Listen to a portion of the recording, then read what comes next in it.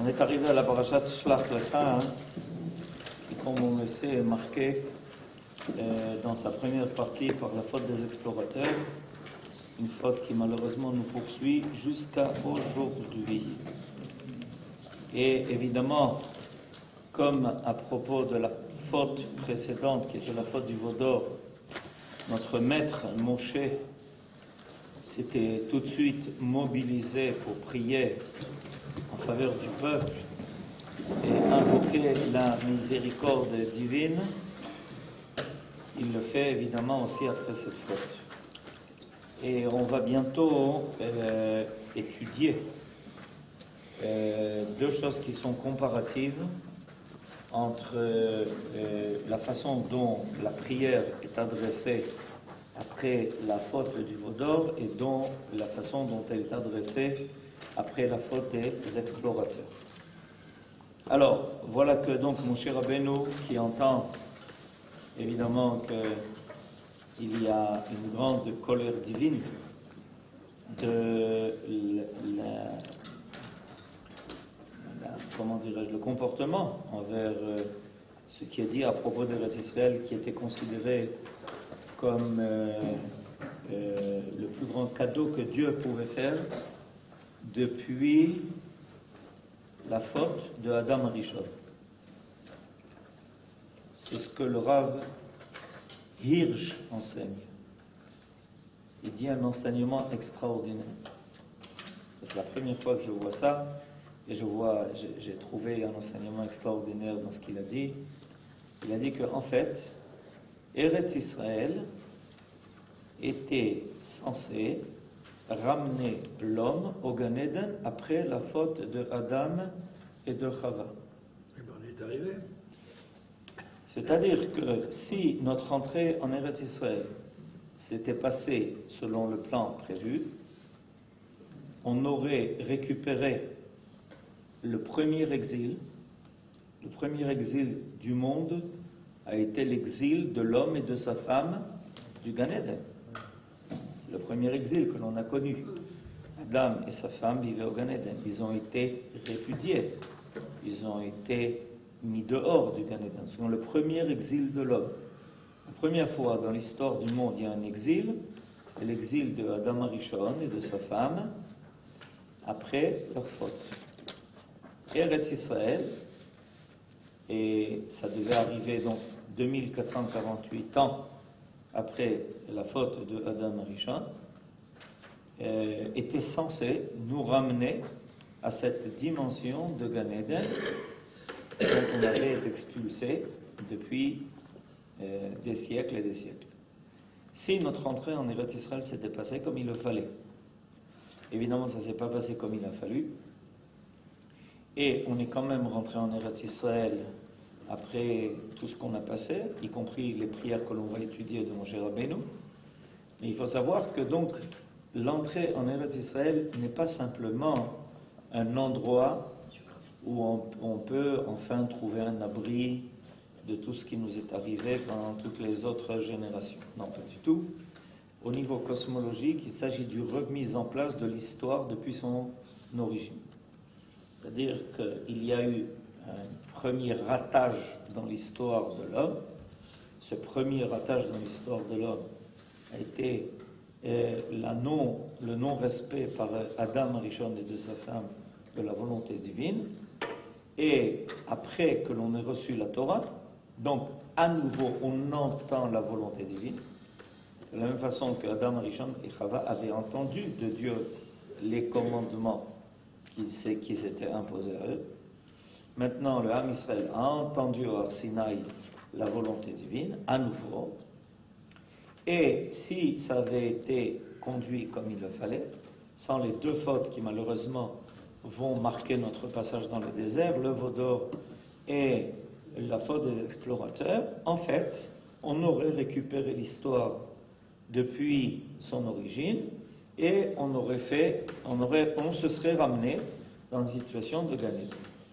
Malheureusement, ça a été fait finalement, mais pas de la façon la plus idéale, ce qui va expliquer pourquoi finalement il va y avoir des rebondissements dans cette histoire jusqu'au moment où l'homme avec Israël à sa tête, arrivera enfin à réaliser le projet divin et donc ramener l'homme dans la situation idéale où il était.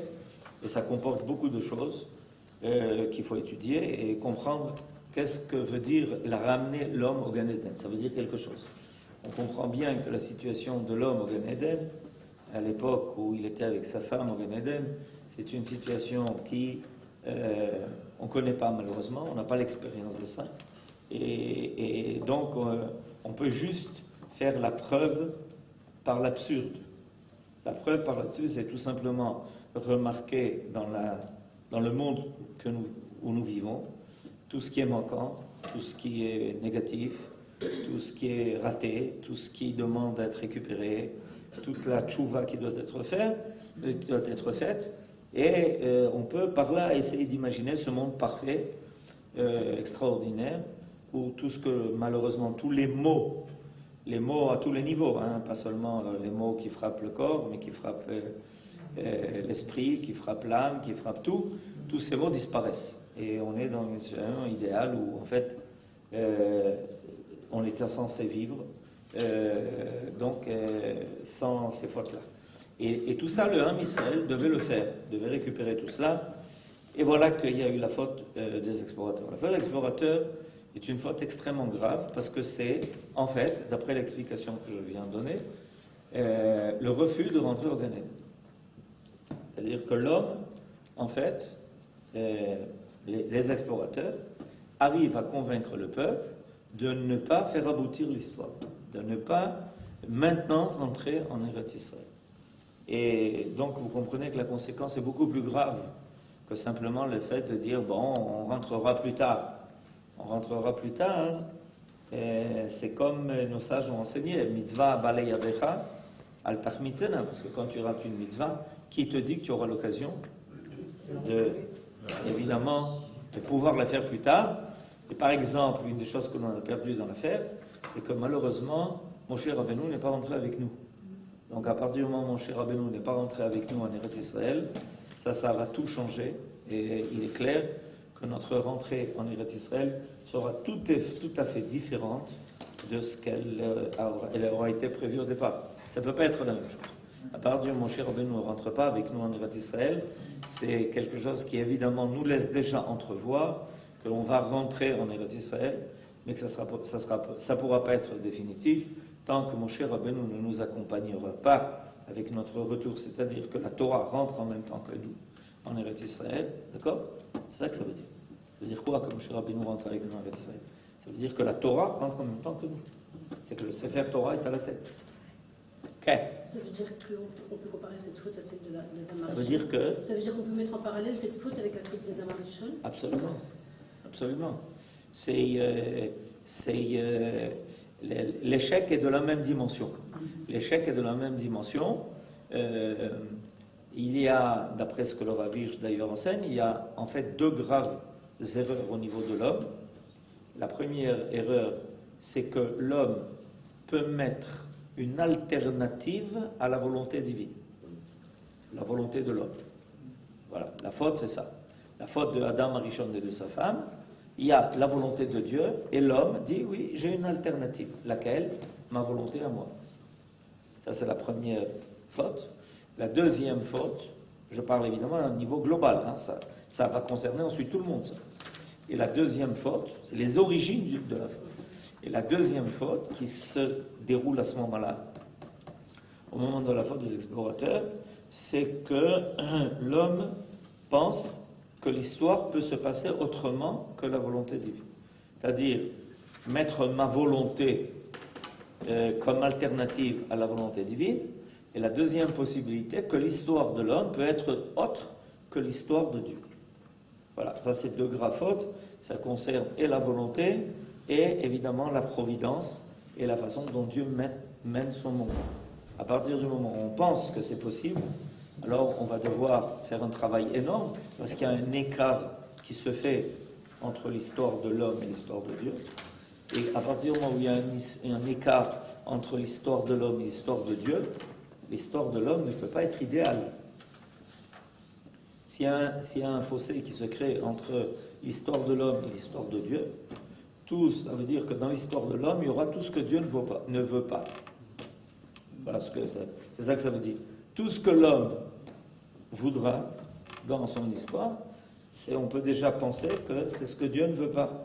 Parce qu'il s'écarte de l'histoire. C'est comme au départ, il y a deux lignes qui semblent pouvoir se superposer, d'accord, juxtaposer, et finalement il commence à y avoir un écart, et à un moment donné, on va voir que l'histoire de l'homme peut être diamétralement opposée à la volonté de Dieu.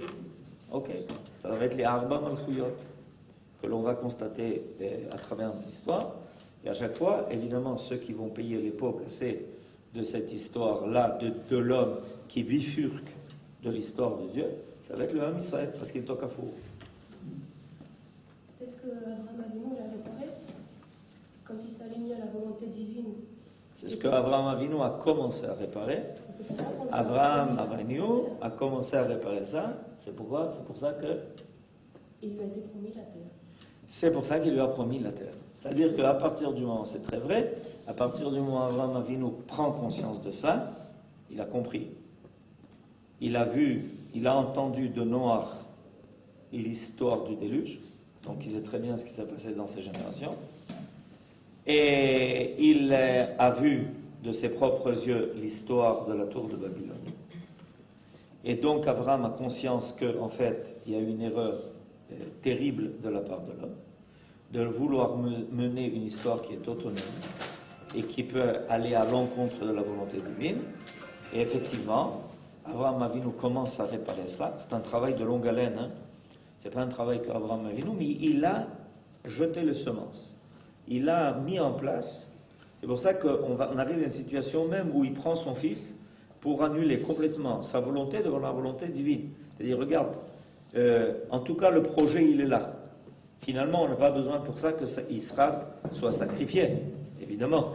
Mais à partir du moment où apparaît chez Abraham et Yitzhak cette volonté de la Kedat Yitzhak, ça veut dire qu'il y a ici deux hommes, le père et le fils, d'accord, qui, ça a inspiré d'autres d'ailleurs, cette histoire de père et de fils. Il y a le père et le fils qui se disent, nous, on est obligé de prouver une fois pour toutes que l'homme est prêt à aligner sa volonté sur la volonté divine. Et on le fait jusqu'au bout. C'est l'histoire de la Kedat Israël. À ce moment-là, il est clair que Akadosh Baruch Hu trouve dans son monde, donc, des hommes qui sont prêts à récupérer l'affaire. Et c'est pour ça qu'ils sont dignes de la promesse divine de leur donner Eretz Israël, c'est-à-dire de retourner au Gan Eden. C'est ça l'idée, c'est de retourner au Gan Eden. Évidemment, c'est un travail qui n'est pas du tout facile, parce qu'entre-temps, quand le Gan Eden a été quitté par Adam et Chava, il y en a qui s'y sont installés. Ils se sont installés au Gan Eden. Les Knanim. Les Knanim se sont installés. Ils sont en Eretz Israël. Ils sont là. C'est pas, il y a la nature a horreur du vide. Vous avez déjà entendu ça? La nature a horreur du vide, il avait raison. Et la nature a horreur, ça veut dire que il est connu que quelque chose qui est le plus kadosh, quand la Kedusha n'apparaît pas, apparaît la chose la plus tamée. C'est un principe. C'est un principe que nos sages nous ont transmis. Là, il n'y a pas de mouches sur des pierres. Il y a des mouches sur des ordures. C'est-à-dire quelque chose qui pouvait servir de nourriture, quand ça vient, c'est pas de la nourriture et que ça pourrit, ça devient un endroit le plus impossible, le plus intenable. Voilà. Alors donc, on va devoir donc faire un travail énorme de récupérer tout ça, et ça demande beaucoup d'efforts. Et l'effort d'explorateur donc est extrêmement grand. La faute des explorateurs, on peut dire que dans l'histoire du peuple d'Israël, c'est la faute la plus grave qu'on a jamais vécue. J'insiste bien sur cette idée-là. L'idée, c'est pas moi qui le dis, c'est le Gaon de Vilna. Le Gaon de Vilna dit que la Géoula, parce qu'il y a beaucoup de gens qui parlent de Géoula, il faut savoir, nous dit le Gaon de Vilna, dans un livre qu'on a découvert il n'y a pas longtemps, Et c'est un livre qui était caché très longtemps, on ne savait pas où il était, qui a été écrit par un de ses élèves qui a reçu ses enseignements concernant la Géoula. Ce livre s'appelle Kol Hator, et il dit que la Géoula viendra quand le peuple d'Israël aura réussi à surmonter la faute des explorateurs. Tant que la faute des explorateurs continue de planer sur nous, la Géoula ne peut pas arriver. Maintenant, récupérer la faute des explorateurs, vous dire tout de suite que ce n'est pas facile. Ça a causé un préjudice énorme à énormément de niveaux. Ce n'est pas simplement une déclaration, écoutez, Eretz Israël, ce n'est pas pour nous. C'est beaucoup plus grave que ça. C'est que, en fait, en réalité, on ne veut pas la terre de Dieu. Et Kibbutz Galuyot. On ne veut pas la terre de Dieu. Le Kibbutz Galuyot, c'est le processus de récupération de la faute des explorateurs. Et ce processus-là, il doit arriver jusqu'au bout. Et ce n'est pas facile du tout parce qu'on voit qu'il y a beaucoup de réticences. On voit qu'il y a beaucoup de freins. Il y a beaucoup d'obstacles. Il y a beaucoup d'épreuves. Et si on voit les choses qui marchent, beaucoup de choses marchent, et il y a quelque chose qui marche très, très, très, très difficilement. Et ce qui marche très, très, très difficilement, c'est le kibbutz galuyot. Le kibbutz galuyot, ça marche difficilement. On voit que ça marche, c'est pas facile. Ça marche, c'est pas facile. Dernièrement, on m'a transmis comment dirais-je, quelqu'un a dit en disant, voilà, il faut que vous sachiez que les Juifs que je connais en dehors d'Israël, je ne citerai pas de quel endroit, sachez que moi qui m'occupe de ça, ils ne veulent pas monter. C'est pas qu'ils ne peuvent pas, ils ne veulent pas monter. Point final. C'est pas facile. C'est quelque chose qui est très difficile à surmonter. Il ne suffit pas de les menacer en disant, vous ne savez pas ce qui vous attend, qu'est-ce qui va vous arriver, les catastrophes, trucs. Ça prouve que ce n'est pas la méthode. Ça prouve que ce n'est pas la méthode. Si les menaces ne suffisent pas, ça prouve que ce n'est pas la méthode. Il y a énormément de freins et d'obstacles parce qu'en réalité, on n'a pas vaincu encore les explorateurs. Cette histoire des explorateurs que l'on rencontre dans notre paracha, et on voit d'ailleurs Moshe Rabbeinu, vous allez voir, le Rav Mouk ici fait une étude parallèle entre les 13 attributs de bonté qu'on a l'habitude de dire tous les jours. Hashem, Hashem, El Rachum Bechanoun, El Chapaim Verav Chesed Ve'emet, Notzer Chesed Lalafim, Notzer Avon Vafesha Vechata Venake. Tous les jours, on invoque ces 13 attributs de bonté de Hakadosh Baruch Hu, par lesquels Dieu a enseigné à Moshe Rabbeinu ces 13 attributs-là pour lui dire, quand le peuple d'Israël faute, d'accord ? Quand le peuple d'Israël faute, voilà, je vais t'enseigner quelque chose qui aide à éveiller, à réveiller ma bonté envers eux. D'accord ? Eh bien, Moshe Rabbeinu l'a fait après la faute du Vaudor. Et ça a marché. Et Moshe Rabbeinu le fait dans notre paracha après la faute des explorateurs. Et écoutez bien les mots, et vous allez comprendre que c'était beaucoup plus difficile. Verset 18.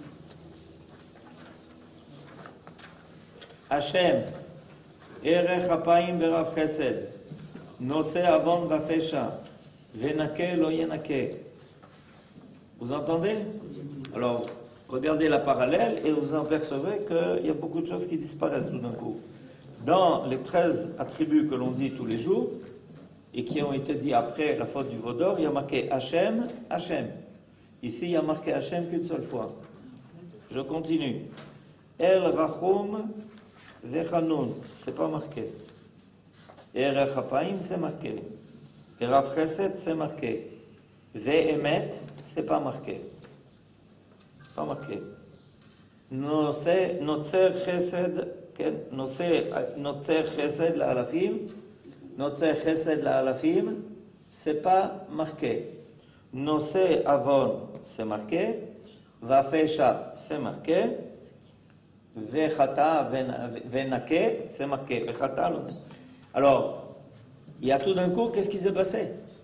on s'aperçoit tout d'un coup que ce que Moshe Rabbeinu a dit au Vaudor, c'est pas ce qu'il a dit après la faute des explorateurs.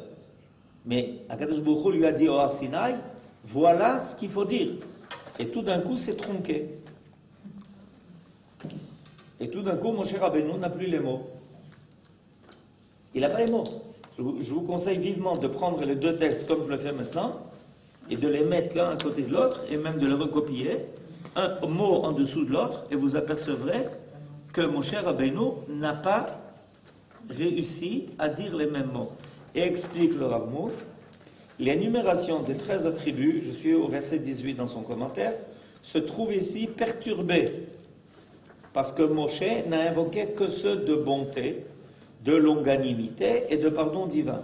Il s'ensuit qu'il n'a cité qu'une fois le nom de Dieu, alors que dans les 13 attributs, les Shlosh Esrei Midot Shel Rachamim, il y a marqué Hashem, Hashem. Ici, il dit Hashem qu'une seule fois, alors qu'il est répété 2 fois à la source, parce que là, le premier constitue l'invocation du nom divin avant la faute, et le second après la faute. Ça, c'est après le Vaudor. Hashem, Hashem. Rashi commente là-bas, dans la source que vous avez ici. Hashem avant la faute, reste Hashem après la faute. C'est-à-dire avec sa même puissance de Rahamim, de miséricorde. D'accord? Et ici, c'est pas dit. Or, comme il n'y a pas eu de repentir après la faute des explorateurs, Moshe n'a invoqué qu'une fois le nom divin. Il n'a pas dû dire 2 fois Hachem, Hachem. Hachem avant et Hachem après. Pourquoi? Parce qu'il n'y a pas eu de tchouva. Après la faute du Vaudor, il y a eu tchouva. Après la faute des explorateurs, il n'y a pas eu de tchouva. Alors comment Dieu va pardonner? Par la bonté. J'attends la réponse. Par la bonté. Et pourtant, il a pardonné. Pourtant. Réponse, il va pardonner par notre tchouva. C'est nous qui devons faire la tchouva de la faute des explorateurs. C'est un article du Valère. Tant que la tchouva de la faute des explorateurs n'a pas été complétée, Akadosh Baruch Hu ne fait pas apparaître son deuxième nom qui dit « Ne vous inquiétez pas, je suis resté le même après la fête, après la faute, comme avant. » Non. Et cette tchouva, c'est une tchouva qui va être imposée à toutes les générations depuis. Une des preuves que cette tchouva n'a pas été complétée, c'est que par exemple, après la reconstruction du deuxième temple, eh ben, on est resté en Babylonie. Il y a eu quelques dizaines de milliers qui sont montés en Eretz Israël, mais le centre babylonien s'est développé avec une force extraordinaire. Et il y avait des Chachamim qui étaient conscients de cela, et qui étaient très inquiets de cela, et qui savaient que le deuxième Beth Amikdash ne tiendrait pas à cause de cela. C'est-à-dire que récupérer la faute des explorateurs, c'est pas simplement menacer les Juifs de l'exil, ça ne sert à rien. Il faut arriver à remettre en place une pensée qui est telle qu'on n'ait même pas l'idée de pouvoir vivre en dehors de l'Eretz Israël. Est-ce que vous avez une idée à ce niveau-là? Est-ce que vous avez des conseils à donner? D'arriver à faire apparaître une idée telle que quand on comprend ça, on ne sent plus la possibilité, une minute, de vivre en dehors d'Eretz Israël. C'est pas évident. Moi, je vous le dis tout de suite, c'est pas évident. Pas facile. Tous ceux qui s'occupent de ça savent que c'est pas facile. Okay. Est-ce que c'est pas le rôle justement des rabbinim durant toutes les générations et pas uniquement des shlichim de la Sornout? Je crois qu'il n'y a pas tellement de messages de la part des rabbinim en Haute-Laret dans ce sens. Parce que peut-être ils ne sont pas Les explorateurs, c'était pas des voyous. Moi, j'ai du mal à accuser quelqu'un. Non, je dis c'est le rôle des Je vais vous dire pourquoi. Parce que, en fait, je pense que c'est quelque chose de beaucoup plus collectif qui doit apparaître. Et je suis d'accord que les rabbinim, ils ont toujours une place de responsabilité puisqu'ils doivent enseigner. Et puisqu'ils doivent faire apparaître les bonnes idées. C'est un travail qui est collectif. C'est un travail qui est collectif. C'est vrai que les explorateurs étaient les chefs du peuple. C'est pas des voyous. C'est ce que je viens de dire. C'était les chefs du C'est peuple. pas des voyous quand même. Les chefs du peuple. Alors comment eux qui connaissaient la Torah de bonne façon pouvaient faire frein, puisqu'ils savaient que le programme d'Hachem c'était de rentrer en Plus on est grand, plus on fait de graves erreurs. Plus on est grand, plus on... Plus on est grand, plus on fait de graves erreurs. Quand on est petit, on fait des petites erreurs. Voilà. Donc, vous savez, quand quelqu'un tombe de là, il fait un peu mal. Mais quand quelqu'un tombe d'une échelle, ça devient dangereux. Et évidemment, c'est un problème. Donc, il faut bien être conscient de cela. Maintenant, il est clair que leur dialectique, la dialectique des explorateurs, n'était pas une dialectique de gens à bon marché. C'est une dialectique qui n'était pas du tout de dialectique de gens à bon marché. Ils ont fait une erreur à un niveau extrêmement élevé. Extrêmement élevé. Par exemple, peut-être qu'on aura plus de réussite spirituelle en dehors d'Eretz Israël qu'en Eretz Israël. Pourquoi? Parce qu'ils ont entendu les informations ce matin et qu'ils ont été choqués parce qu'ils ont entendu et ils ont dit peut-être qu'il vaut mieux réussir une réussite morale et spirituelle en dehors d'Eretz Israël. En Eretz Israël, il y a beaucoup d'épreuves et beaucoup de difficultés. Il y a des choses à affronter. On vit une vie matérielle très intense. Et puis, en plus, il y a des problèmes. Il y a des problèmes de sécurité. On est entouré par les ennemis. On ne sera pas tranquille pour devenir des anges. Voilà. Alors, ce n'est pas une dialectique qui est facile. C'est pas... si quelqu'un vient et te dit « Alors, c'est quoi Eretz Israël ?» C'est ce que j'ai entendu aujourd'hui? Non. Mais comment non? Mais oui, mais non, mais oui, mais non, mais oui, mais oui, mais non, mais... Ok? Je vous ai résumé? C'est clair? Ok. Alors... Faut-il établir une différence entre un juif de Fausse-Larès qui vous dirait je peux être juif et français, ou américain, ou anglais, il n'y a pas de contradiction. Je peux être un très bon juif vivant aux États-Unis, en France, en Allemagne aussi. Et un autre juif qui vous dirait non, la place du juif est en Israël, mais pas tout de suite. Pour des raisons théologiques, on va dire. C'est théologie. Théologique. Oui, la place du juif est en Israël. On ira tous en Israël un jour, mais pas maintenant. Eh ben, c'est pas maintenant. Maintenant, pour les juifs qui se complaient en diaspora et les juifs qui ne se complaient pas en disant c'est pas le moment. Par définition, on peut faire aucune différence entre aucun juif. Tous les juifs sont juifs. Mais même nous, on est responsables de leur... Tous les juifs sont juifs. Ça veut dire quoi? Ça veut dire que j'imagine qu'avant que quelqu'un n'arrive en Eretz Israël, il n'était pas en Eretz Israël. Et j'imagine qu'avant d'avoir pensé à Eretz Israël, il a pensé autre chose qu'Eretz Israël. Et finalement, ça lui est quand même arrivé. C'est-à-dire que, c'est pour ça que je parlais tout à l'heure d'une responsabilité qui est collective. Une responsabilité collective, ça veut dire beaucoup de choses à la fois. Ça veut dire évidemment qu'on doit faire apparaître les bonnes idées, c'est clair. Ça veut dire qu'on doit enseigner la Torah comme il faut, c'est vrai. Ça veut dire aussi que la masse, d'accord, la masse attire. Ça veut dire que si on crée une dynamique telle que la vie en Eretz Israël devient une vie idéale, elle a la force, la capacité, comme la force de la gravitation, d'accord? Elle attire. Qu'est-ce que tu fais pour être attiré? Ben, pas grand-chose. Je suis attiré par. C'est une force qui m'attire. Donc il faut bien être conscient que cette responsabilité dont on est en train de parler, c'est une responsabilité au niveau de la génération tout entière. Moi, je pense qu'il faut être très prudent là-dessus parce que on cherche beaucoup de gens qui sont coupables de la situation et on risque de rater l'essentiel dans l'affaire. L'essentiel dans l'affaire, c'est que finalement, quand on rencontre des gens qui sont sympas, et quand on rencontre des gens gentils, et quand on rencontre des gens bien, et quand on rencontre des gens qui sont contents, et quand on rencontre des gens heureux, et quand on rencontre des gens qui réussissent de façon honnête, on dit, ben ça marche. Voilà, c'est possible. C'est comme ça. Alors évidemment, il faut aussi réveiller des forces qui étaient latentes, que l'exil nous a endormis pendant 2000 ans. Pendant 2000 ans, l'exil a endormi beaucoup de forces en nous. Sinon, si ces forces n'avaient pas été endormies, on n'aurait pas pu rester une minute en exil. C'est comme quand on veut faire une opération, il faut anesthésier. Tu ne peux pas commencer à faire une anesthésion sans anesthésie, parce que le type il va commencer à hurler dans tous les sens. D'accord? On est d'accord.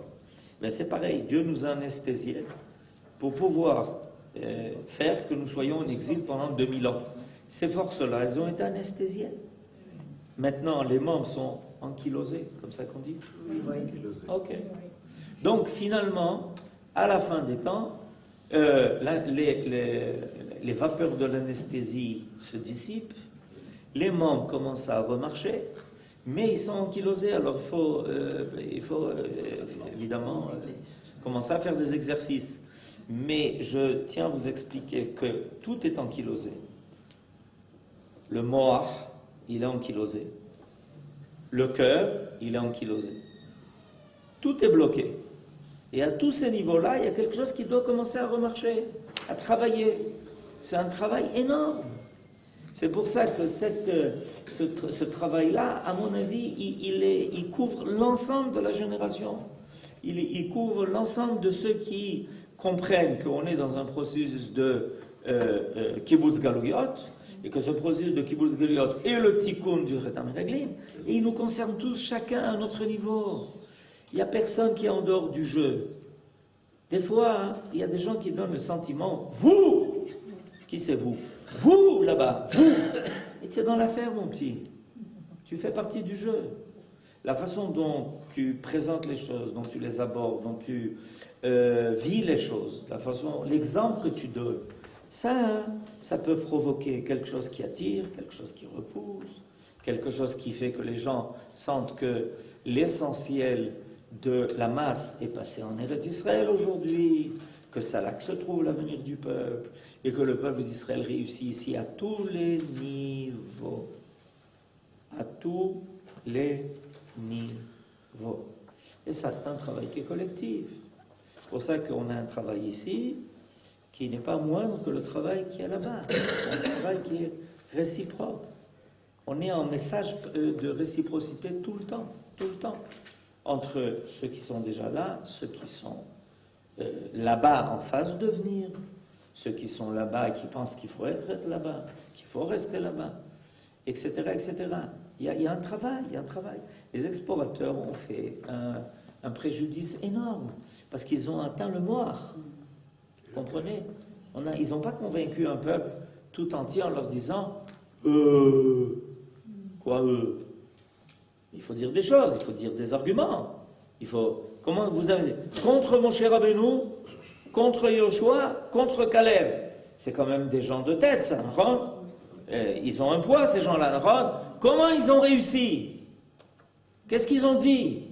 Comment ils ont eu une influence sur le peuple? Qu'est-ce qu'ils ont touché? À quoi ils se sont attaqués? Comment ils ont affaibli le peuple? Parce qu'on peut affaiblir le peuple. Vous savez, on est rentré en Eretz Israël, vous savez pas ce qui nous attend là-bas. Vous n'avez aucune idée de ce qui vous attend. Je me rappelle qu'une fois, j'étais en shlichut, et j'étais dans une communauté. Et je rentre au Bet Knesset, et devant moi, une photo, l'horreur. Des ambulances, des blessés, etc. Des gens, le sang qui coule partout. Et c'était la photo que j'ai eue en face de moi en rentrant au Bet Knesset. Je me disais, mais qu'est-ce que ça fait ça à Paris, dans une communauté? C'est quoi cette photo? Je me suis approché. C'était des gens qui voulaient mobiliser des fonds pour Magan David Adom. Alors qu'est-ce qu'ils ont trouvé? Regardez ce qui se passe en Eretz Israël. Nos frères vivent l'horreur, la guerre, les attentats. Alors imaginez-vous que le type il rentre au Bet Knesset tous les jours. Ok? Et puis il y a tout d'un coup le chalier de la Sornout qui arrive. C'était moi. Et il leur dit: mes frères, mes sœurs, il n'y a pas d'endroit plus extraordinaire que vivre qu'Eretz Israël. Pareil avec les associations qui récoltent l'argent pour la... Pareil avec les associations qui récoltent l'argent pour les pauvres. Les nécessiteux, 1,5 million d'enfants qui n'ont pas de quoi manger. Vous savez tout comment ça, j'espère? Qu'il y a 1,5 million d'enfants en Israël qui n'ont pas de quoi manger. Tout le monde est à la Koubatrolim pour prendre le régime qu'il faut. 1,5 million d'enfants, c'est ce qu'on raconte. Vous comprenez? Alors, il y a un problème. Ça marche comment, cette affaire? C'est quoi cette histoire? Ben, je veux bien qu'on fasse des dîners pour rencontrer, pour ramasser de l'argent. Mais si tu rentres au Beth Knesset 3 fois par jour et que la première chose que tu vois à Paris, c'est les attentats, en gros plan, avec le sang qui coule partout, c'est un problème. Ce que je vous raconte, c'est l'histoire des explorateurs. C'est ce que les explorateurs ont fait. Oui, exactement. Non, c'est sérieux ce que je dis. Qu'est-ce qu'ils sont venus? Ils ont dit, on a rencontré des géants. Et puis, on n'a aucune chance de s'en sortir. Hein. Il ne faut pas faire d'illusions. On n'a aucune chance. Écoutez, d'ailleurs, si vous voulez, moi je vous le tiens le discours. On vient de sortir d'Égypte. On ne sait pas faire la guerre. On n'a aucune idée de ce que ça veut dire. Les peuples de Canaan sont des peuples aguerris au maximum. Ils sont féroces, terribles, sans foi ni loi. Ils sacrifient leurs enfants sur les autels. Donc vous imaginez bien ce qui va vous arriver quand vous allez rentrer là-bas. Et puis ils n'ont aucun scrupule. Hein. C'est pas qu'ils vont ils vont vous dépecer en petits morceaux. Et maintenant vous décidez si vous avez envie d'y aller. Vous pouvez y aller. Faites une croisière. C'est délicat. La question est posée 1000 fois. J'aimerais avoir une réponse en même temps. C'est que le grand responsable qui parle de cette affaire des explorateurs, si Akadosh Baruch Hu avait empêché, n'avait pas donné l'autorisation de le faire, il n'y aurait pas eu les explorateurs. Peut-être que les choses se seraient déroulées autrement. Si Akadosh Baruch Hu avait empêché Chava de manger du Etz-Dat Tovara, on ne serait pas sorti du Gan Eden. Si Akadosh Baruch Hu n'avait pas permis à la génération du déluge de faire ce qu'ils ont fait, on n'aurait pas eu le déluge. C'est pas une réponse. C'est pas ça. Akadosh Baruch Hu a décidé de permettre à l'homme de créer son histoire. Maintenant, moi je te recommande une chose. Que son histoire soit aussi, ton histoire soit aussi la mienne. Tu verras, c'est plus sympathique. Mais si tu veux une histoire qui soit à toi, sans qu'il y ait de cachet divin, fais la preuve par l'absurde. Et à la fin des temps, tu verras.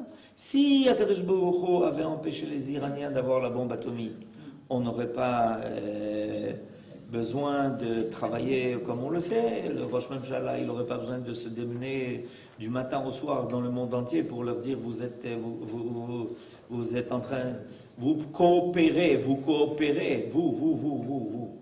Toi, Angleterre, toi, la France, toi, l'Allemagne, vous voulez que je vous dise ce que vous faites? C'est vous qui leur vendez tout. Mais il ne va pas dire ça devant tout le monde. Si, je vais le dire devant tout le monde. C'est vous les responsables. Vous préférez nous accuser qu'à causer. Et je sais pourquoi. Parce que les comptes en banque doivent être pleins. C'est un problème ça. Évidemment, ensuite,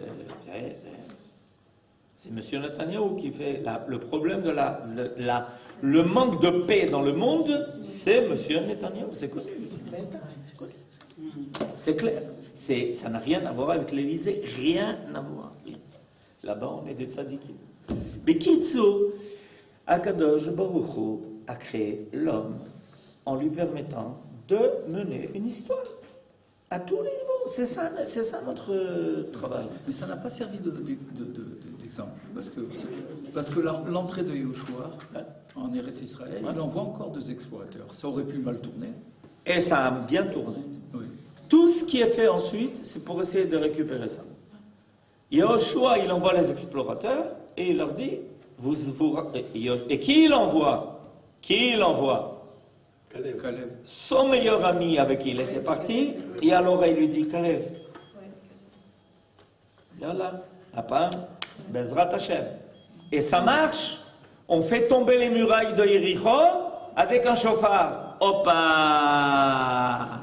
Kol hakavod! Faire tomber les murailles de Yéricho avec un chauffard.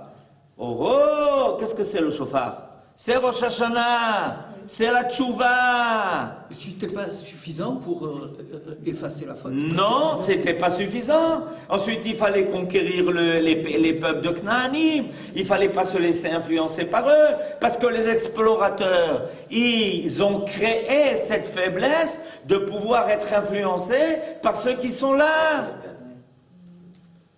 Par Avodah Zara, Gilou Yarayot, Shfichut Damim. Avodah Zara, Gilou Yarayot, Shfichut Damim. C'est le programme. C'est le truc du repas. C'est le menu, Habibi. Parce que tout ça, c'est arrivé quand on n'est pas rentré en Eretz Israël avec Moshe Rabbeinu. Quand on n'est pas rentré en Eretz Israël avec Moshe Rabbeinu, tout s'est affaissé. Y compris notre système immunitaire vis-à-vis de toutes les fautes qui existent dans le monde. De toutes les fautes qui existent dans le monde. On a beaucoup de reproches à adresser, évidemment. Si on était venu ici avec le Sefer Torah, comme ça, en descendant de l'avion, ça aurait été différent. Mais c'est pas comme ça que c'est arrivé. C'est pour ça qu'on ne peut pas rendre quelqu'un responsable dans l'affaire. On est tous responsables maintenant de récupérer ça. Il n'y a personne qui peut dire « je suis en dehors du jeu ». Si toi, tu as une responsabilité morale, remplis-la. Tu as une responsabilité spirituelle, remplis-la. Tu as une responsabilité matérielle, remplis-la. Si toi, tu peux enrôler un lechadash, remplis-le. Si toi, tu peux convaincre le grand-père de ta cousine, convainc-le. Mais c'est il faut, zéo, gamarnou, zetikun, klali. De tout le Ched de Meraglim, parce que le Ched de Meraglim, il faut bien comprendre, c'est que si mon cher Rabbeinu ne peut pas répéter tous les mots des Shlosh Esrei Midot Shel Rachamim, ça veut dire qu'on n'est plus à même. Parce que ces Shlosh Esrei Midot Shel Rachamim, ils se dévoilent, et ces midot-là se dévoilent quand le Ham Israël, il est capable d'être le porteur de la Shrina. Mais à partir du moment où c'est pas, ça ne se réalise pas, alors il y a des mots qui disparaissent. Et ces mots qui disparaissent, c'est beaucoup de choses qui disparaissent en même temps que... Zé Aïnian, Zé Chamour Meod. C'est terrible ce qui nous est arrivé. Terrible.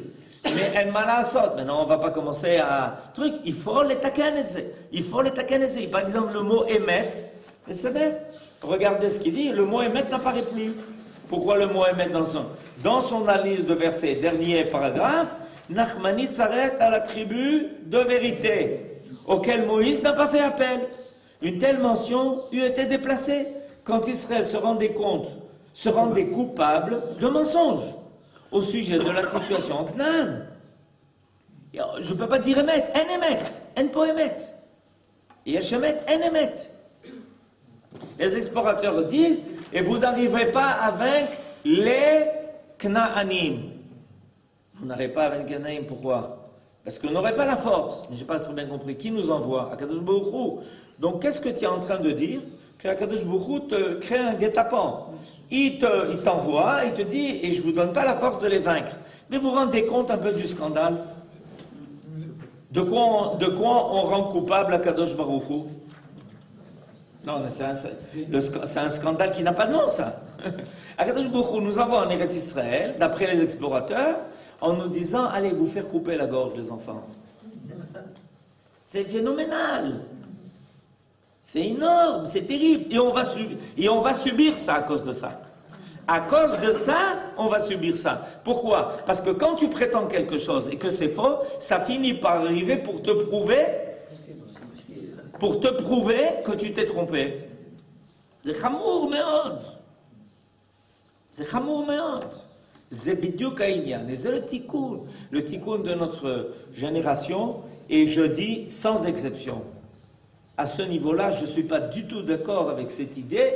Nous, on est là, et eux, ils ont tort. Ça ne marche pas comme ça. On a une responsabilité collective. La Géoula ne sera pas là. Si eux ne seront pas là-bas, ne sont pas là non plus ici, avec nous. Et s'ils ne sont pas là, c'est parce qu'on n'a pas fini notre travail.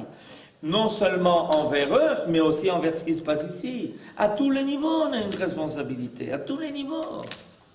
En malasot, on est à Israël Arivim Zelazé. On est Israël Arivim Zelazé. Il n'y a pas truc. Alors bon, évidemment, on est là, on a quand même un avantage. c'est l'avantage, c'est qu'a priori, on devrait plus voir la vérité. C'est ça l'avantage qu'on a. C'est que la Midat Haemet, elle devrait être beaucoup plus évidente chez nous que qui émet mi eretz titzmach. Qui émet mi eretz titzmach. D'accord? Mais tous ceux qui continuent à jouer le cache-cache avec la galoute sous énormément de couverts, en réalité, ils disent on est là, mais on n'est pas tout à fait dans le Midat Haemet. pourquoi tu es pas... למה? למה? אז כנראה כשהאמת עוד לא ברורה לכולם, זה העניין. כן. Si la Géoula arrivera quand tout le peuple juif soit en Israël, ou quand la majorité. לא יודע. לא יודע. Je laisse Akadosh Baruch Hu décider. S'il lui suffit de la majorité ou de tout le peuple. Moi, je préférais que ce soit tout le peuple. J'ai encore des gens que je connais là-bas. Je préférais que ce soit tout le peuple. Non, je connais des gens bien là-bas. Je préférais qu'ils soient ici.